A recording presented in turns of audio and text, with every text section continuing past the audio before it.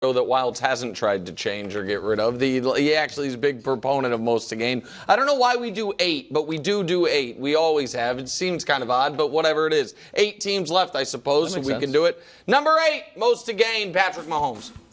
7th consecutive trip to the AFC Championship game on the line. He would tie Joe Montana for 2nd most playoff wins ever. Say that again.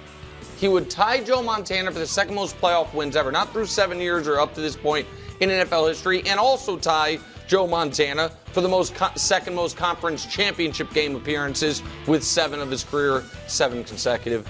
Number 7, head coach Dan Campbell. Would he become the most iconic Detroit sports figure since who? Since Barry? Would he become more iconic than Barry Sanders? Since Isaiah Thomas? I don't know. I do know that a team that was almost the go-to line of team futility, that could never, players retired rather than playing for them to be in back-to-back conference championship games, have a 16-win season, and as the 1 seed, he's number 7. Number 6, win for skinny guys everywhere, Jaden Daniels. Best rookie quarterback season ever, if he wins. No rookie quarterbacks ever made the Super Bowl. We've had a few make conference championship games, but the combination of rookie of the year, unbelievable finishes, Hail Marys, 6 wins on the final play of the game, and then winning consecutive road playoff games and doing it against legitimate competition. A Bucs team that had won 4 straight divisions, a Lions team that's the 1 seed, unbelievable. Yep. Number 5 combo, Stafford and McVay.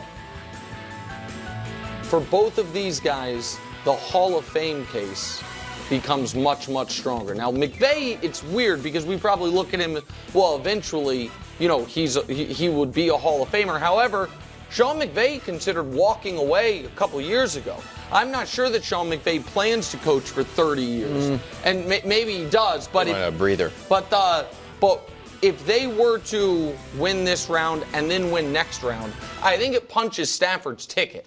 I think the individual stats, and then you add. If he just gets to the Super Bowl.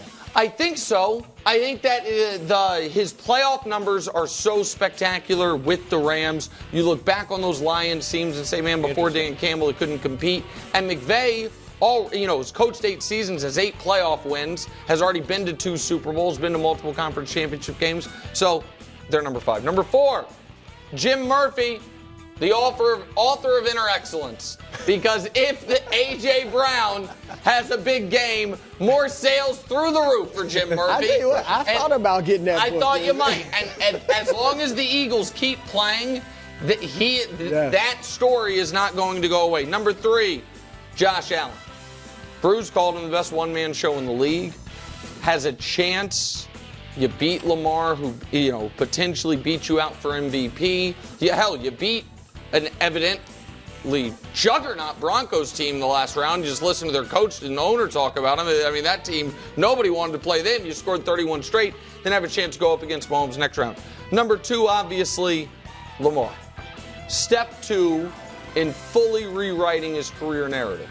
Step 1, I think he's probably officially slayed the Steelers dragon.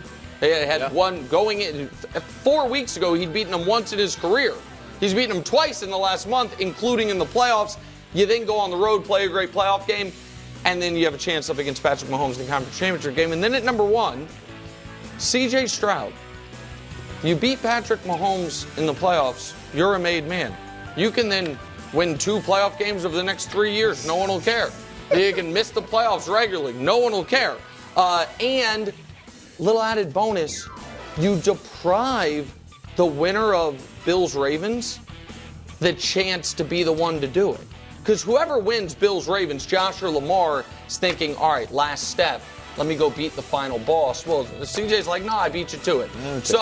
And you'd be one of only 2 active players to beat Patrick Mahomes in a game that matters. Those are the guys with the most to gain, Greg Jennings. Yeah, C.J. Stroud, again, team has never been past this round. Yep. So he's excited to do that for his team. But for me, it's Aaron Glenn. Detroit Lions defensive coordinator. Obviously, we know all the injuries that his team has suffered.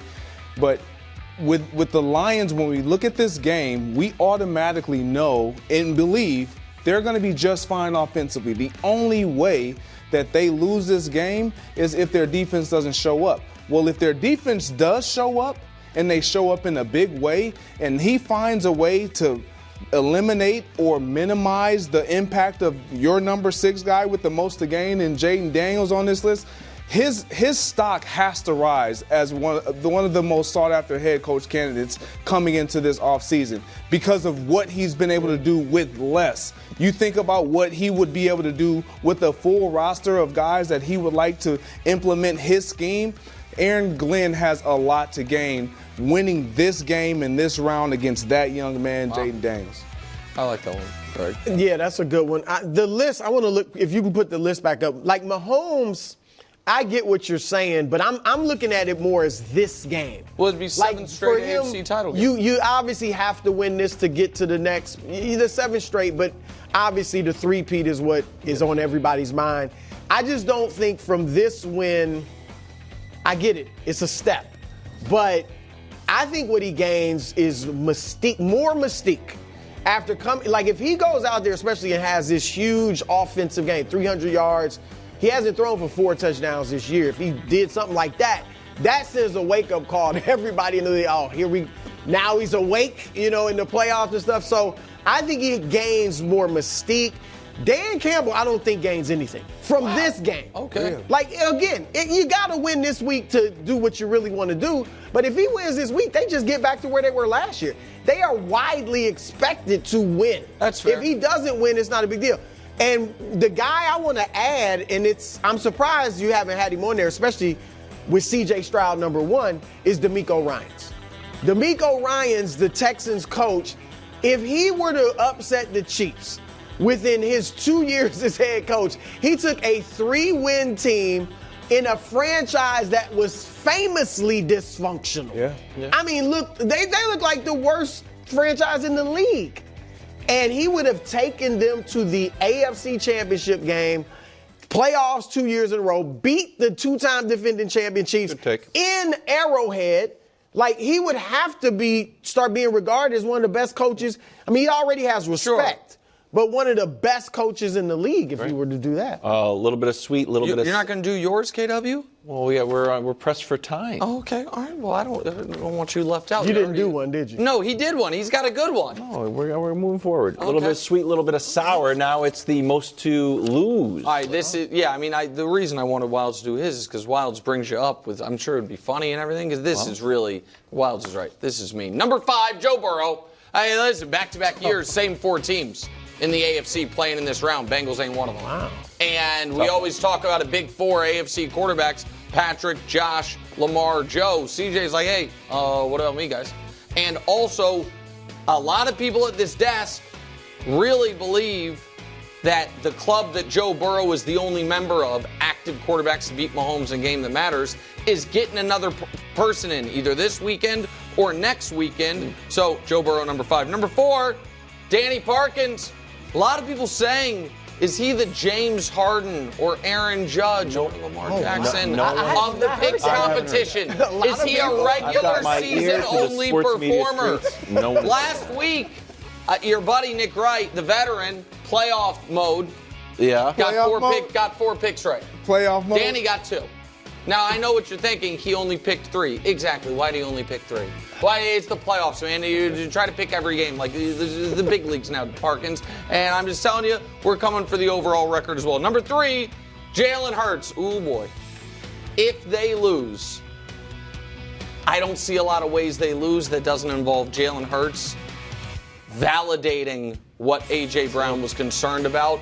And folks aren't going to come for Saquon. They're not coming for that defense. Maybe Sirianni, but that's happened already. It'd be about Jalen Hurts. Probably right. Number 2, Bill Belichick. While he's allegedly recruiting at North Carolina, you know what Andy Reid's going to do this weekend?